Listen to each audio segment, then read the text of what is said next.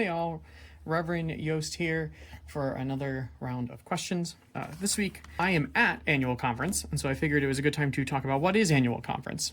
And John Wesley believed that holy conferencing was a means of grace, a way of experiencing God's grace. And so as we gather to discern the future of the church, each type of conferencing is considered a way of experiencing God's grace.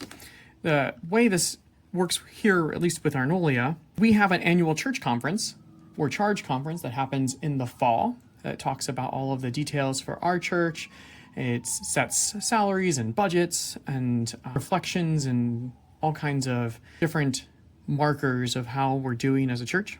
And we celebrate the ministry of the church in that moment. And then all of the church conferences meet in local annual conferences. And so we are a part of the Baltimore, Washington annual conference. And so you would frequently see me abbreviate that as the BWC. And we are served in that conference by Bishop Latrell Miller Easterling, who also serves the Peninsula Delaware annual conference. And so between the Baltimore, Washington conference and the Peninsula Delaware conference, we make a single Episcopal area, which means that we share a bishop. At annual conference is when we gather annually, once a year, to discern and celebrate the ministry of all of the collective churches within the boundaries of the Baltimore, Washington annual conference. Then at church conference, we've got me going and another lay person, a lay representative to annual conference, representing Arnolia at annual conference. And then annual conference sends representative to jurisdictional conference,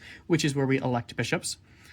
If this year at annual conference, we ratify the changes to our constitution to include regionalization, then we would send jurisdictional conference representatives to regional conference, and the regional conferences / right now jurisdictional conferences and central conferences gather once every 4 years to discern the future of the entire United Methodist Church. And so each one of these is discerning the future, hashing out the details of what it means to be a collected body of believers in Christ, and also ones that we call ourselves the United Methodist Church.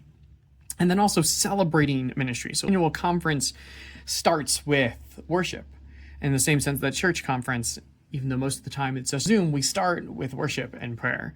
And so we celebrate what God has been doing, and we keep moving from there. Keep sending your questions, and thanks.